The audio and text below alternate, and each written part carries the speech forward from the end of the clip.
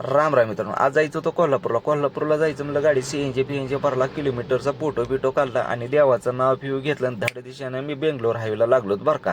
सरळ सरळ आपलं बावधान करत, चांदणी चौक करत, नवले ब्रिज करत आपलं बोगद्याजवळ पोहोचलो. बोगदा क्रॉस करून तुम्हाला माहित आहे की टोल लागतो. टोलचं दांडकळ काय वरीच आहे ना, बघतोय तर आपला होता बॅलन्स कमी बरं का. पटमन गपचीप 500 रुपयाचा रिचार्ज केला, तेव्हा कुठं धाड दिशेने दांडकळ वरी झालं बरं का.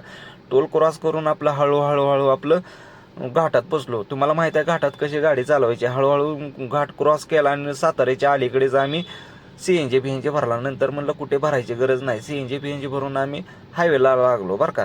पॅसेंजरचं आमचं एवढं जमलं की गप्पा गोष्टी करत दिवसाची रात्र कधी झाली ते आम्हाला समजलंच नाही. आणि तुम्हाला माहिती आहे की साताऱ्याला जाताना रोडचे अजून सध्या कामं पूर्णपणे झालेली नाहीत बरं का. आणि आम्ही कराडमध्ये फायनली पोचलो. रात्र आमची इथं झाली होती 7:15 वाजले बरं का. चला म्हणलं अर्धा पाऊण तासात आम्ही आता पोचतो म्हणलं. फायनली आम्ही शाहू महाराजांच्या नगरीमध्ये पोचलो, जिथे शाहू महाराजांनी शिक्षणासाठी एवढी मोठी कामगिरी केली. जो पालक आपल्या विद्यार्थ्याला शाळेमध्ये पाठवणार नाही त्याला पालकाला 1 रुपयाचा दंड लावला होता. आणि गुळाची फेमस मार्केट पण इथं तुम्हाला भेटेल बरं का. आणि कुस्तीचे माहेरघर पण म्हणून कोल्हापूरला ओळखलं जातं. इथं आल्यानंतर जेवण फिवण केलं, देवीचं दर्शन घेतलं नाही, चक्कर फिक्कर मारली, पूर्ण राऊंड मस्त वाटलं बरं का.